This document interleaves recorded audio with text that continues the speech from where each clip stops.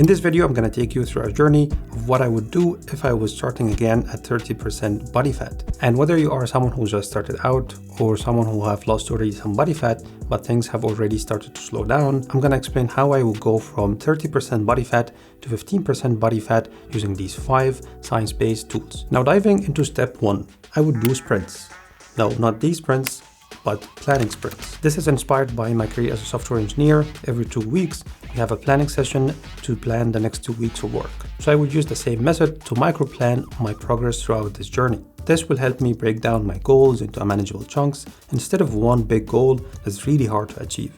I wouldn't set a goal of 15% body fat if I'm starting at 30. I would first go to 25, then 20, then 15% body fat. This guarantees that I train my discipline on a smaller manageable goals, and I would celebrate smaller wins along the way. And in the first sprint, before changing anything in my diet, I would make a retrospective, which is simply a list of why all of my previous diets have failed, and I would ask myself these questions. Why am I not consistent in my diets? What are the hardest parts for me in dieting? Where do I usually mess up? How do I feel if I mess up? What are my binge triggers? How do I feel if I binge on my diet? How did I get to 30% body fat in the first place? What do I want to achieve in the next 2 weeks? This way you will be ahead of them and be mentally prepared to tackle them and find solutions if and when they come up. Being emotional about your fat loss journey is not gonna help. You have to stay rational, and by writing your issues, you visualize them and can come up with logical solutions instead of emotional ones. Because motivation alone is not gonna help you here. Because at the end of the day, what gets you results is consistency. It's not the best diet, it's not the best training, and definitely it's not the best abs program. You will get this burst of motivation and you will jump on a random diet, and then motivation is depleted after a week and you are back to where you started. So you want a systematic way to tackle these problems, and writing them is the first step. The second step is to make a failsafe for all the big issues that will come up eventually. For example, I know I'm prone to binging. First, I wouldn't be too hard on myself and feel like I ruined my diet or that I'm incapable of dieting ever. I will try not to be emotional about it. Nothing is lost, but I need to find a systematic way to fix this. That's why making a failsafe is important beforehand. This can be when I feel I want to binge, I would call a friend and talk about this feeling instead of dealing with this alone. Or if it did happen, how would I deal with it in the next few weeks? For example, by reducing my calories for the next weeks or increasing my physical activity. And I would write down what caused the binging. Was it that I was out and I had a few drinks and made me binge? Or was I feeling low and wanted an escape? Or if I have a big dinner on a weekend, I can simply reduce the calories for the week before to be able to enjoy dinner with my friends. Of course, I can't plan out everything and make a failsafe for everything, but at least the obvious ones, I need to take care of those. Because I have to accept that I will be making some sacrifices during this period.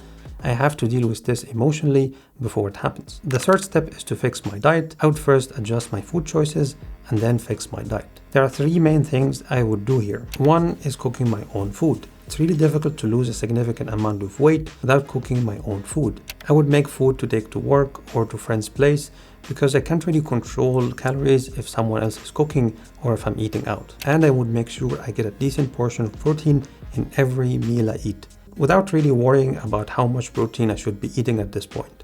I don't really need to overload my brain on how much protein I should be eating, so I would just focus on eating a decent amount of protein in every meal I eat throughout the day. Because protein will help me stay satiated, and also, more importantly, it will help me build muscles, which will boost my metabolism. And I would stop snacking between meals. If I really have to, I would snack on carrots or other low-calorie vegetables, but I would try my best avoiding any snacking. This automatically will decrease my calories and put me in a deficit, which will make my weight drop without even tracking my calories. The second adjustment I would do here is redistribute my calories throughout the day. If I know I'm hungry in the evening or that I'm more likely to binge in the evening, I will put more food in the evening and less during the day. Especially at work, I'm busy anyway and have way too many meetings to think about food, so it's fine for me to eat less food at this time. I would just probably take a protein shake with me just to make sure that I have enough protein throughout the day. The third adjustment I would make is remove all liquid calories from my diet. No juice, no soda that isn't zero, and this will save me a ton of empty calories. This much cola here has 130 calories. If I have this with my food for every meal of the day, that would be around 500 calories. That would guarantee that I'm in a calorie surplus and I will gain weight. This includes alcohol. I know this is hard for some people, but at least try to minimize it as much as you can. Because the problem isn't only that alcohol has 7 calories per 1 milliliter, it will also increase your appetite. And that's a recipe for binging and making really bad food decisions.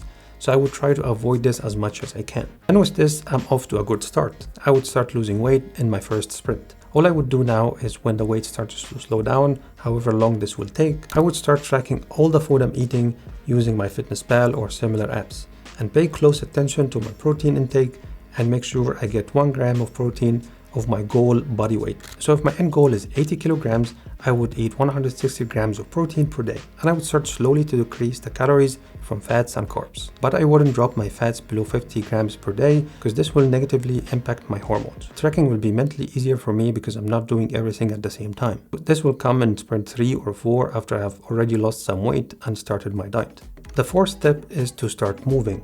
Nothing too extreme here. I would just take 1 hour walk after work, or if it's too long, I would split it 30 minutes in the morning and 30 minutes in the evening. And after each meal, I would take 10-minute walk break to get more activity in and help with digestion. Or if I'm working from home, I would take a walk while having a meeting if I don't have to be on my laptop. If walking isn't an option, I would invest in a walking mat or a stepper under my desk to help me get those steps. I wouldn't obsess too much about getting 10K steps for my first sprint. I would start at 5K steps and then build from there week to week. And I would immediately start with resistance training. Doesn't have to be the latest fancy, most advanced workout program, and it doesn't even have to be in the gym. Just 2 or 3 days a week of resistance training should be enough to build a good base of muscles to help in increasing my metabolism. And when I reach my goal, I would have some muscles to show off. I would strongly recommend that you go to the gym though, because it will help you get stronger and build more muscles faster. One important thing here is that I would try not to obsess too much about the scale movement at this time, because it might not be going down because of the muscles I'm building. So I would take a photo every week after going to the toilet in the morning, or take measurements of my waist and legs. This will give me a better picture of my progress. No need to spend money on fancy DEXA scans or anything, because not only that the numbers are not accurate, it will not add or change anything in my plan. The fifth tip, I would get an accountability buddy. That can be a friend, especially friends with the same lifestyle. It's gonna be hard to do this, but if your friends are drinking too much or eating junk in the weekend, I would try to avoid them until you build your discipline, because otherwise the temptation will be way too high. It can also be a group or a coach or even AI. You can use something like ChatGPT to make your own accountability buddy to follow up with you and even give you feedback, and to monitor your progress and motivate you in low motivation days, and even be your coach sometimes.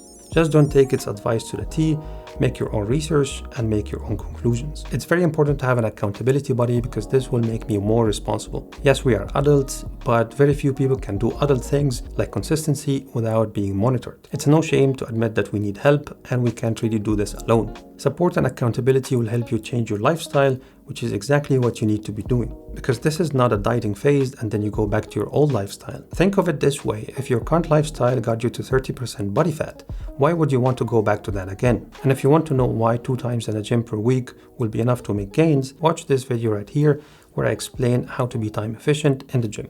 See you there.